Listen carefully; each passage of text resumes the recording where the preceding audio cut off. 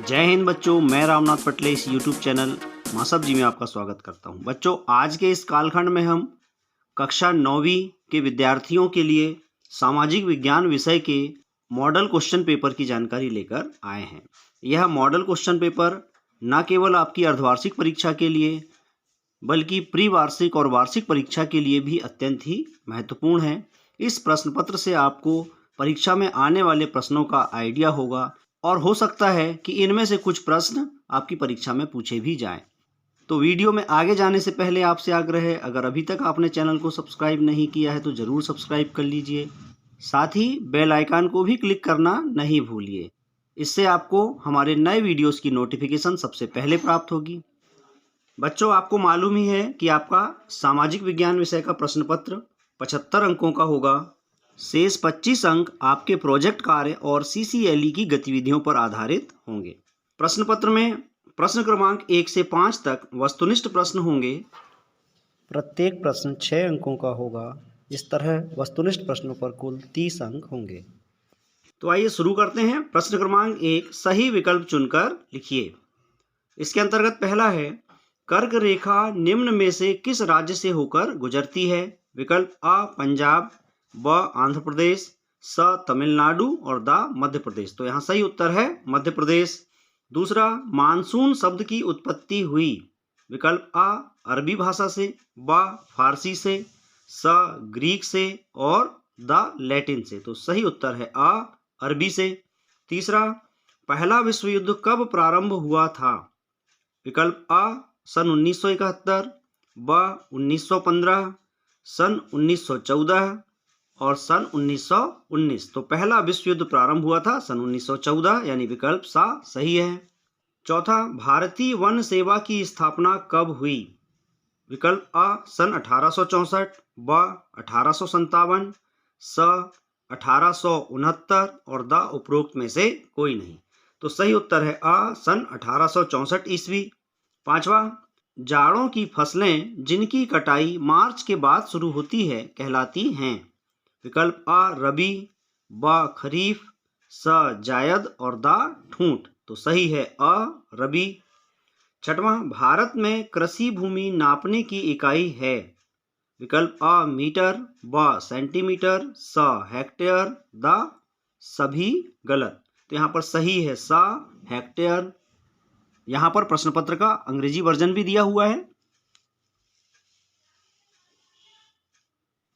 प्रश्न क्रमांक 2, रिक्त स्थान में सही विकल्प चुनकर लिखिए। नंबर 1, ब्रह्मपुत्र को बांग्लादेश में खालिस्तान कहा जाता है?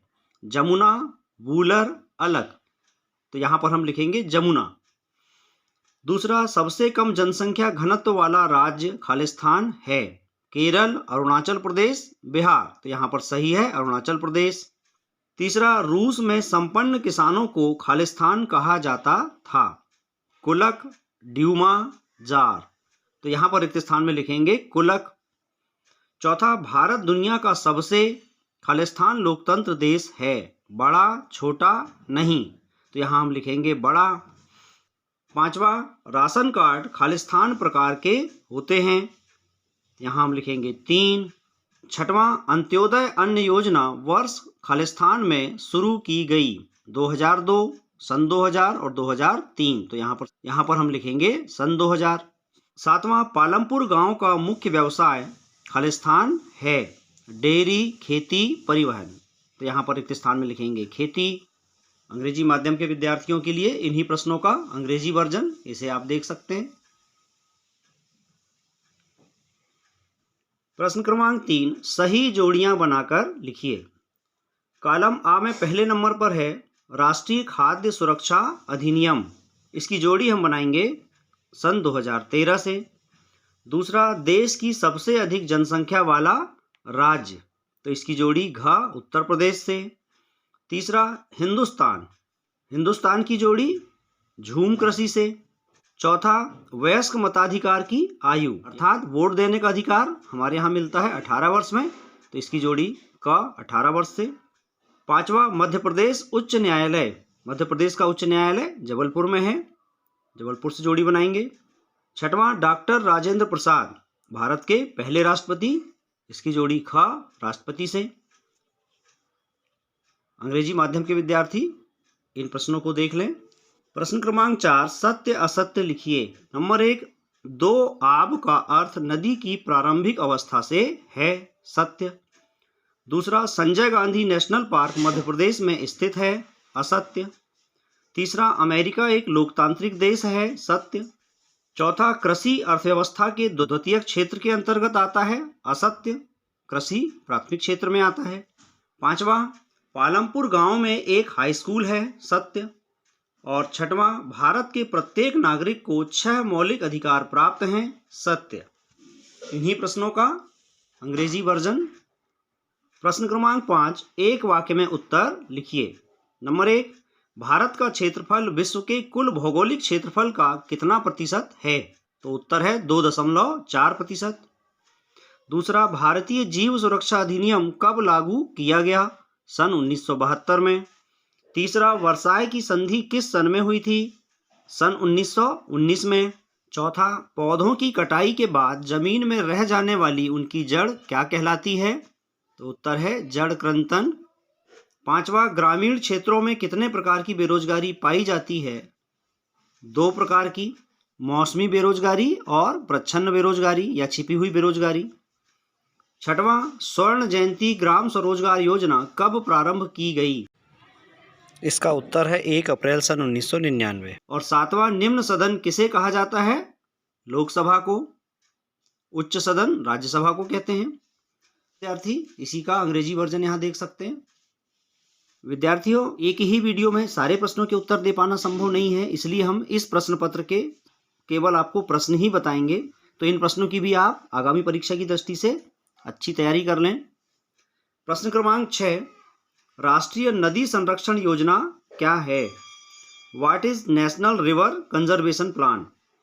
अथवा नदी प्रदूषण को रोकने के 2 उपाय बताइए। Write 2 measures to stop river pollution. प्रश्न क्रमांक 7, प्राकृतिक वनस्पति से क्या आशय है? अथवा वनों के महत्व को लिखिए। ये 2-2 अंक वाले प्रश्न हैं। प्रश्न क्रमांक 8, जनगणना से क्या तात्पर्य है? अथवा 250 व्यक्ति प्रति वर्ग किलोमीटर से कम जनसंख्या घनत्व वाले राज्यों के नाम लिखिए। प्रश्न क्रमांक 9, रूस में सन 1917 में जार का शासन क्यों खत्म हो गया? अथवा मताधिकार आंदोलन से क्या आशय है? प्रश्न क्रमांक 10, बोल्शेविकों द्वारा अक्टूबर क्रांति के फौरन बाद किए गए कोई 2 परिवर्तन लिखिए। अथवा कॉमिटर्न शब्द से क्या तात्पर्य है? प्रश्न क्रमांक 11, वैज्ञानिक वानिकी क्या है? अथवा युद्ध से जंगल क्यों प्रभावित होते हैं? प्रश्न क्रमांक 12, संविधान सभा किसे कहते हैं? अथवा भारतीय संविधान की 2 विशेषताएं लिखिए। प्रश्न क्रमांक 13, निर्वाचन क्षेत्र क्या होते हैं? अथवा हमें चुनाव की जरूरत क्यों है? प्रश्न क्रमांक 14, संसद के कौन कौन से सदन हैं? अथवा गठबंधन सरकार क्या है? प्रश्न क्रमांक 15, संसाधन क्या है? अथवा मौसमी बेरोजगारी से क्या आशय है? तो विद्यार्थियों, इस तरह से प्रश्न क्रमांक 6 से लेकर 15 तक 2 अंक वाले प्रश्न हैं। प्रश्न क्रमांक 16 से 19 तक 3 अंक वाले लघुत्तरीय प्रश्न हैं। लघुत्तरीय प्रश्नों का उत्तर अधिकतम 75 शब्दों में लिखना है और 2 अंक वाले यानी अति लघुत्तरीय प्रश्नों का उत्तर 30 शब्दों में लिखना है। प्रश्न क्रमांक 16 है, बांगर और खादर में अंतर बताइए।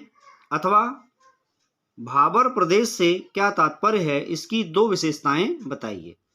प्रश्न क्रमांक 17, मानसून की वापसी से आप क्या समझते हैं? समझाइए। अथवा ग्रीष्म और शीत ऋतु में अंतर लिखिए। प्रश्न क्रमांक 18, नात्सी सोच के खास पहलू क्या थे? अथवा वाइमर गणराज्य के सामने क्या समस्या थी? प्रश्न क्रमांक 19, न्यायपालिका के कार्यों की समीक्षा कीजिए। अथवा प्रधानमंत्री की शक्तियों या अधिकारों की व्याख्या कीजिए।